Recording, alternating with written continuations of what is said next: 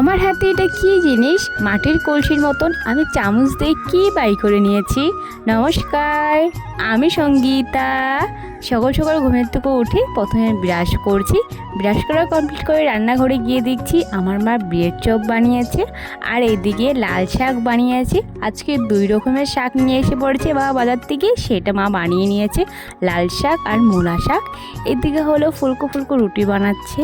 ফুলকো ফুলকো রুটি বানানো কমপ্লিট করে এদিকে লাল চা বানিয়েছে। আমাদের ঘরে লাল চাটা খুব খাওয়া হয় তার জন্য। আর এখানে আমি বাসি বিছনাটা উঠিয়ে নিয়েছি। বাসি বিছনা উঠিয়ে কমপ্লিট করে ঘরটা মুছে নিয়েছি। ঘর মোছা কমপ্লিট করে স্নান করে এসে ঠাকুর দেওয়া কমপ্লিট করে নিয়েছি। তারপরে এখানে খাচ্ছি হলো মিষ্টি দই। বাজার থেকে নিয়ে এসে পৌঁছলো মিষ্টি দই, সেটা খুব সুন্দর করে খেয়ে নিয়েছি।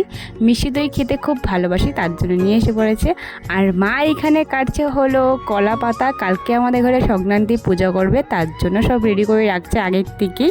কালকে সকাল সকাল উঠে পূজাটা করতে হবে। আর বাবার বাজার করা কমপ্লিট হয়ে গেছে। আমাদের ঘরে বহুত জিনিস রান্না হবে কালকে, তার জন্য কতগুলি বাজার করার কমপ্লিট হয়ে গেছে। সো আজকের জন্য বাই, দেখা হচ্ছে নেক্সট ভিডিওতে। বাই এভরিওয়ান, ভালো থাকবেন, সুস্থ থাকবেন।